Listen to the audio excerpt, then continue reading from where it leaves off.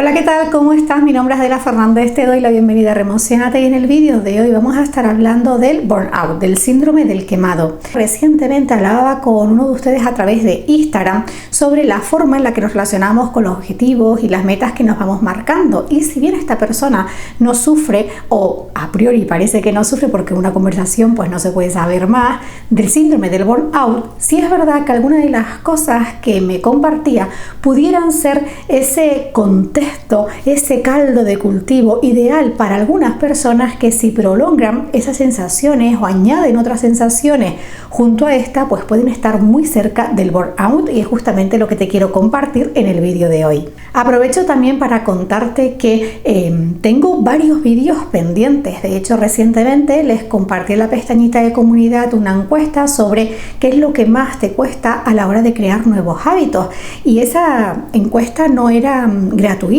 de así porque sí, sino que tengo la intención de, en función de lo que se votó más y de los comentarios que he recibido, crear vídeos específicos que te ayuden a ese objetivo, el crear nuevos hábitos o crear nuevas rutinas. Sin embargo, a pesar de que subo 3 vídeos a la semana, oye, créeme que no llego, digamos, a ese nivel donde quiero lo que te estoy compartiendo por la pestaña comunidad o los comentarios que recibo, pues a la vez ir publicando vídeos, pero créeme que lo tengo ahí en la lista y los iré subiendo poco a poco. De hecho, espero la semana que viene pues ya centrarme en la encuesta que te compartía sobre la creación de nuevos hábitos o creación de nuevas rutinas. Y como te decía, en el vídeo de hoy me quiero centrar en todas esas señales, en todas esas ideas o esos tips que te pueden ayudar para que si en un momento dado sientes que esta sensación de estar quemada, esta sensación de el burnout te está atrapando, que logres controlarlo, que logres recuperar el control, las riendas y detectar dónde puede estar habiendo ese dominio más intenso de esas sensaciones que te van a llevar a conectar con esos estados muy graves. Es importante, como te digo, siempre reconocer en ti esas sensaciones, escucharte, ver cuáles son esos pensamientos, desde dónde estás avanzando hacia tus metas, cuál es esa emoción dominante en tu día a día, para que también puedas darte cuenta si una vez que detectas estas señales puedes hacerlo tú solo, incorporar cambios, incorporar acciones que te ayuden a recuperar ese control consciente sobre lo que estás haciendo, cómo estás avanzando hacia tus metas, o si por el contrario necesitas esa ayuda o ese asesoramiento especializado para que no te acaben dominando todas esas sensaciones. Recuerda que esta siempre es la parte más importante, que es esa escucha activa, ese reconocimiento de lo que estás pensando, de esas sensaciones y al final desde dónde estás viviendo. Recuerda que, como siempre, te dejo en la descripción el menú de capítulos para que puedas moverte de una forma rápida y cómoda por el contenido del vídeo. Y comencemos por el principio, que fue justamente ese detonante lo que a mí me hizo hacer clic para decir: hey, cuidado, que a veces podemos estar acercándonos al síndrome del quemado sin darnos cuenta. No voy a dar mucho detalle de la conversación, pero básicamente estábamos hablando de cómo avanzar hacia nuestras metas sin sufrir. Recuerda que ya tienes un vídeo reciente en el canal, este de aquí, donde te daba detalles y profundizábamos un poquito más sobre este tema. Y esta persona me compartía que otra de las cosas que le suele pasar es que, digamos, se aburre. Digamos que una vez que consigue la meta, sí, que guay, ya la conseguí, pero quiero pasar a la siguiente. De alguna manera está siempre en esa rueda de la activación, y en sus palabras decía que puede llegar a ser muy agotador.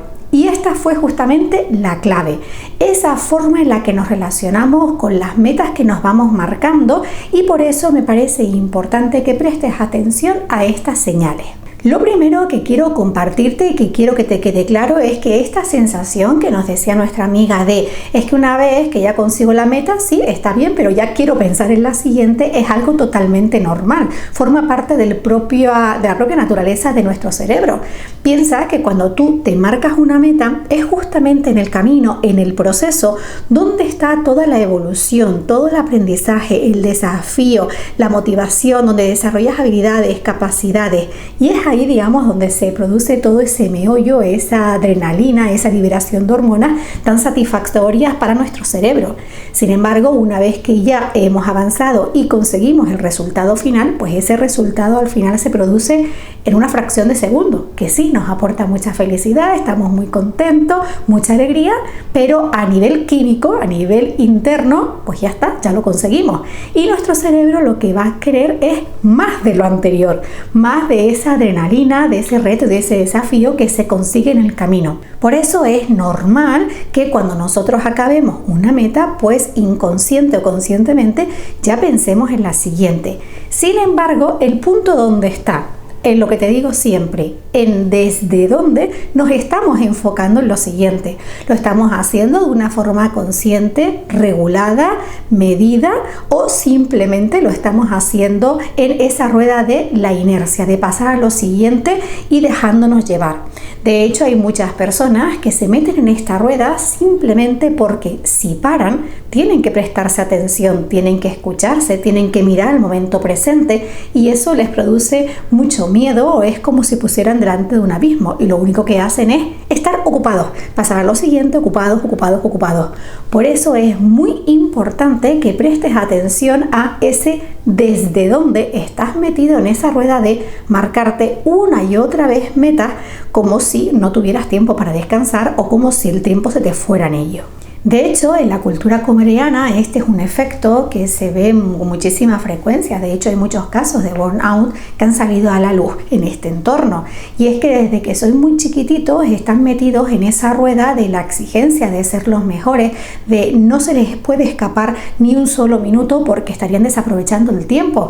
Y vemos desde que son pequeños, como te decían, que tienen pues sus actividades de la escuela, sus actividades extraescolares, sus actividades para especializarse o profundizar un poquito más, y siempre con la meta de ser los mejores. Cuando son niños, para llegar a la mejor escuela, para llegar a la mejor universidad, para llegar al mejor puesto de trabajo. Realmente están en una rueda del hacer donde ponen el foco en lo siguiente, no puedo parar, con esa proyección a futuro, pero que puede llegar a ser realmente tóxica y en algunos casos puede derivar en el síndrome de burnout, pues ya crítico, donde hacen esos daños y esos efectos en la salud a todos los niveles. Y esto es lo que me lleva al segundo punto, que es ¿qué es el burnout? ¿A qué nos referimos cuando hablamos del síndrome del quemado? Realmente el síndrome del quemado, de forma muy general, es un síndrome, una patología de estrés crónico prolongado en el tiempo, donde existe una incapacidad para realizar las actividades de una forma efectiva, no solo en nuestra capacidad para resolverlas, sino también en nuestra capacidad mental, de organización de ideas y en nuestros niveles de energía. Nuestro cuerpo, a medida que va entrando en este agotamiento extremo, en este estrés crónico, es como si se fuera consumiendo por dentro, y hay casos en los que las personas llegan a no poderse mover.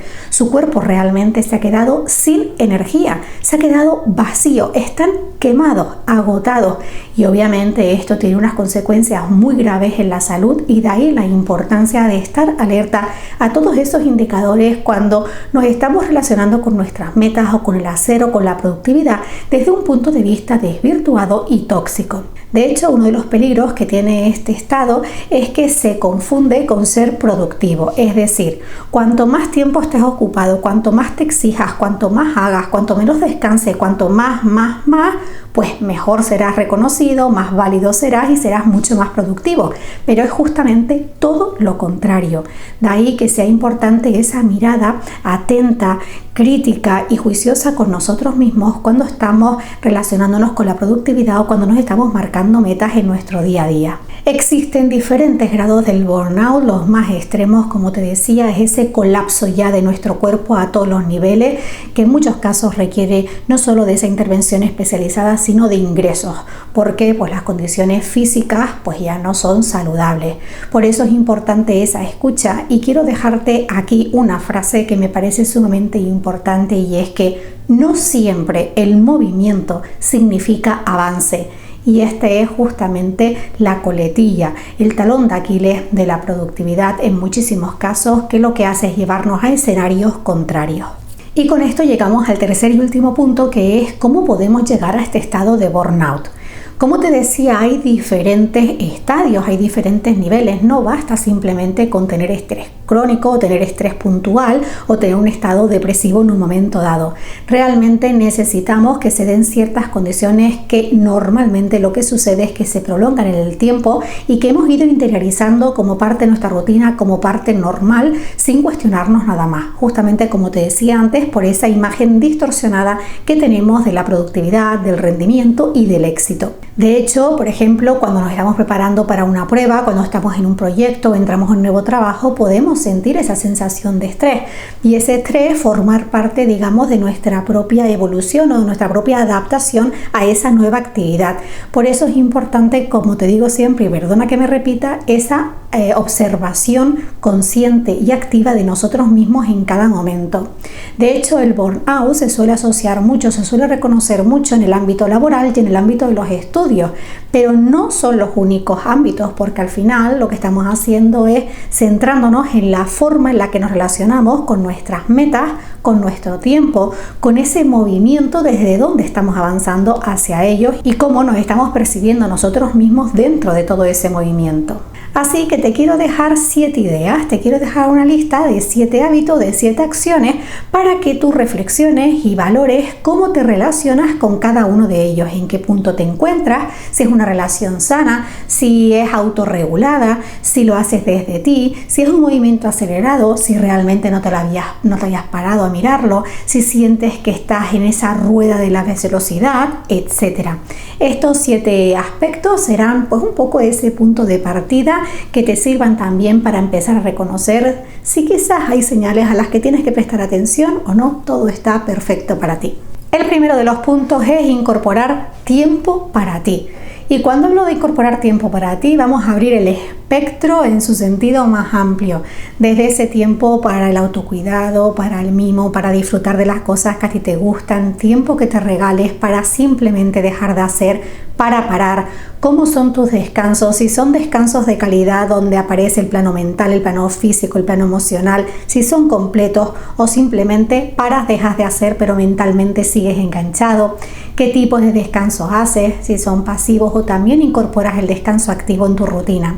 La forma en la que nos relacionamos con nuestros tiempos de descanso, sobre todo cuando son plenos, son integrales y son reparadores, son una señal para ver si existe ese estrés, si existe ese nivel de condicionamiento a la hora de marcarnos nuestras metas. Te voy a dejar también en la cajita de descripción el enlace a este vídeo de aquí donde hablábamos de los diferentes tipos de descanso y también encontrarás ideas ahí para sacarles el máximo provecho sin esa sensación de culpa o de que estás siendo irresponsable. El segundo punto tiene que ver con los marcos temporales cuando te defines metas y objetivos. Y es que en muchas ocasiones lo que hacemos es simplemente tener una visión muy lejana. Por ejemplo, recientemente, hablando de los propósitos de Año Nuevo, nos marcamos objetivos con el marco temporal de a un año vista. Y claro, nuestra mente necesita contexto, necesita tener esa regulación en el corto plazo. Es muy importante que tengas esa revisión de cuáles son tus marcos temporales cuando te defines metas. Y no solo cómo son esos marcos, sino cómo te relacionas con esos marcos. Si tú, por ejemplo, dices, me gustaría dentro de un mes haber conseguido esto y pones tus indicadores de seguimiento y dentro de un mes, sí, efectivamente lo has conseguido, pero se activa ese pensamiento de sí, pero no es suficiente, pues cuidado ahí, porque cuando ya entramos en esa rueda de el no es suficiente, pues también corremos el peligro de entrar a vivir desde el perfeccionismo tóxico, la autoexigencia y ese estrés constante. Así que la relación que tienes con esos marcos temporales y con esa regla del nunca es suficiente también te va a ayudar a detectar señales específicas. Tercer aspecto son los espacios en blanco de tu agenda. Esto puede estar relacionado con los espacios de descanso, pero quiero que lleves la atención específica a cuando ves que en tu agenda hay un hueco libre o de repente te han cancelado un plan y tienes una hora por delante donde de entrada no tenías pensado hacer nada. ¿Qué es lo que sucede dentro de ti? ¿Cuáles son esos pensamientos que se activan? ¿Cuáles son esas emociones que se activan? ¿Cómo es tu relación con los espacios en blanco? Aquí también puedes descubrir que, bueno, sí, reconoces que tienes un espacio en blanco pero que no te altera, o simplemente que se activa ese interruptor de tengo que hacer algo, tengo que llenarlo porque tengo un hueco libre. Al final, como ves, es de reconocer cuál es ese movimiento de activación, desde dónde estás relacionándote con este aspecto en concreto, en este caso con los huecos en blanco. Aspecto número 4, ¿cómo es tu relación con el fracaso y el error? Culturalmente, educacionalmente, familiarmente, socialmente, todos hemos tenido una imagen de lo que es el error o lo que es el fracaso. Imágenes que han podido ser comunes a otros, imágenes que han perdurado en el tiempo o imágenes que hemos ido moldeando individualmente. En mi caso, por ejemplo, yo recuerdo tener una relación muy caótica, muy dura con el fracaso y el error, asociado a ese nivel de perfeccionismo tóxico, a esa autoexigencia tan dura. Sin embargo, a medida que fui creciendo, a medida que me fui desarrollando, a medida que me fui conociendo y también con esa parte de mi labor como docente, yo fui cambiando mi forma de relacionarme con el error y con el fracaso. Entonces es muy importante que tú te des cuenta cómo te relacionas con el error, con el fracaso. Si lo haces desde ese juicio, desde ese castigo, desde ese látigo, como que no eres válido, no eres suficiente, que lo has hecho mal. Es muy importante tener de nuevo esa escucha para ver, aunque sea una fracción de segundo, cuando nos asaltan esos pensamientos tan duros. Así que también la forma en la que te relacionas con el error y con el fracaso es un indicador importante relacionado con el síndrome del burnout. Punto número 5, la autorregulación, el autocontrol. En una era de la tecnología donde además vivimos a la orden de un clic y donde estamos permanentemente en esa rueda de la gratificación instantánea, se hace mucho más importante reconocer cómo es nuestro autocontrol, nuestra capacidad de autorregulación. Y cuando hablamos en el contexto del burnout, con nuestra autorregulación antes de pasar a lo siguiente. Realmente nos damos esos espacios de reflexión antes de pasar a la acción, para qué lo quiero, qué me va a aportar, cómo lo voy a hacer, o simplemente nos metemos en esa rueda del hacer que nos atrapa sin cuestionarnos nada más o cuando ya sentimos que nos estamos ahogando. Esto está muy relacionado con lo que te decía al principio del vídeo, con ese componente emocional donde a veces lo que hacemos es entrar en esa rueda del hacer, no tenemos ese control, esa autorregulación personal, simplemente porque hemos activado ese programa de mientras estemos ocupados no nos prestamos atención, mientras estemos ocupados no tenemos que tomar decisiones, mientras estamos ocupados, etcétera. Cualquier excusa o cualquier idea que venga a tu mente. Sin embargo, es importante detectar cuál es el origen de esa falta de autorregulación, de esa falta de reflexión o de freno en un momento dado antes de ponerte a hacer. Aspecto número 6, que está muy relacionado con el anterior, es esa pregunta periódica y constante de validación de qué estás haciendo, para qué lo quieres, qué te hace sentir, qué estás consiguiendo. Un poco si realmente tú te das esos espacios para ir reconociendo si eso que estás haciendo está en armonía, está en coherencia y está alineado con lo que quieres, con lo que sientes y con lo que deseas. Es muy fácil que cuando entramos en la rueda del hacer, pues aparezcan imprevistos, aparezcan consejos, ideas, digamos que señales o estímulos que en un momento dado nos puedan cambiar la dirección. Por eso es importante esa pregunta, esa validación periódica de desde dónde estoy haciendo esto, qué me aporta, cómo me siento, y a partir de ahí tomar decisiones de si sigues por ahí o paras. O si tú ves que no quieres seguir por ahí, pero tienes esa lucha, ver por qué está esa lucha. A veces lo que hacemos es simplemente luchar con esos patrones adquiridos, con esas expectativas que tienen de nosotros, un poco del entorno que nos hemos educado, pero desde el momento que aparece esa señal de ¡ay! Pero es que se siente raro, porque ahí es una oportunidad para validar tus sistemas de creencias, tus marcos de referencia, etcétera. Y el séptimo y último punto es cómo es tu comunicación con los otros.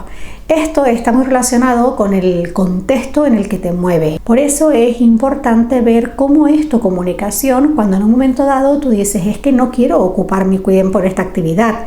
¿Te permites comunicárselo a la otra persona? Si estás en el trabajo y te mandan una tarea que tú sientes que no te corresponde o que no debes hacer, ¿te comunicas, lo expresas libremente o te permites verbalizarlo o simplemente lo guardas para adentro y lo asumes? Justamente en esta represión de esta comunicación, en esa represión de comunicar cómo nos sentimos, lo que queremos, también podemos favorecer esos estados internos crónicos de malestar, de ansiedad y de estrés. Recientemente vi una serie, que no recuerdo el nombre, pero bueno, hay una escena que viene al caso genial y era un chico que sufría ataques de pánico. Fue diagnosticado con ataques de pánico, él dejó su trabajo y se dedicó al negocio familiar. Estuvo mucho tiempo en el negocio familiar, pero claro, él vocacionalmente quería desarrollarse en otro ámbito, en la oficina, en una empresa y no en el negocio de sus padres, que era un restaurante. Sin embargo, él tenía miedo de cuando volviera a la empresa, como sabía cómo era el mundo corporativo, volviera a intensificarse esos ataques de pánico que más o menos había contenido y estaban a raya. Sin embargo, se retó, contaba también con una red de soporte para acompañarle en esa decisión, se incorporó al trabajo y efectivamente en muy pocos días volvieron a aparecer los ataques de pánico, se ahogaba porque el mundo del corporativo pues tenía un nivel de exigencia que a él le estaba costando primero comunicarse, le costaba muchísimo decir que no o marcar sus propios límites. Hay un momento en la serie donde el chico lo está pasando tan mal que realmente lo que transmite es que se va a ir, que abandona. Y sin embargo lo que hizo fue ponerse delante del jefe y decirle: esta es mi condición, tengo ataques de pánico, lo estoy pasando mal, necesito un proceso de adaptación, yo a las 6 me voy, etcétera, etcétera. Sorprendentemente, la respuesta que obtuvo por parte de su jefe fue positiva. Y no solo eso, sino que, por ejemplo, se ve otra escena donde el chico estaba haciendo un trabajo y estaba realmente enganchado haciendo la actividad y fue su propio jefe que le dijo: fulanito, ya son las 6, déjalo y levántate. Y el chico dice: vale, y se levantó. Y justo también dice: bueno, pues el resto, venga, vámonos a tomar algo porque ya se acabó la jornada de trabajo.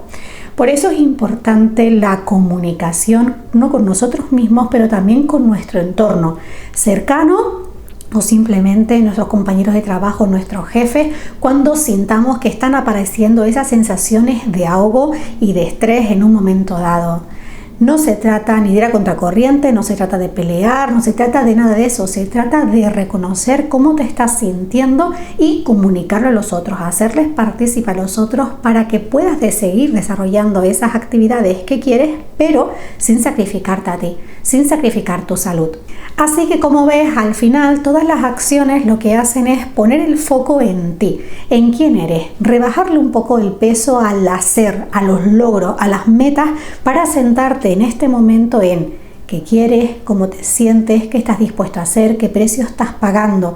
Y desde esa regulación consciente, desde esa autorregulación y reconocimiento del momento presente, pues ya decidir cómo vas a seguir haciendo. Solo desde ahí es donde vas a poder no solo reconocer en un momento dado si ese estrés se está cronificando, si estás en una rueda de láser tóxica o si por el contrario estás avanzando hacia tus metas desde esa autorregulación emocional, mental, totalmente consciente y clara. Importante también, como te decía, el reconocer el origen, desde dónde te estás moviendo. ¿Estás en esa rueda de pasar a lo siguiente simplemente para no pensar, para mantenerte ocupado o porque parar te causaría estrés y sería como un abismo?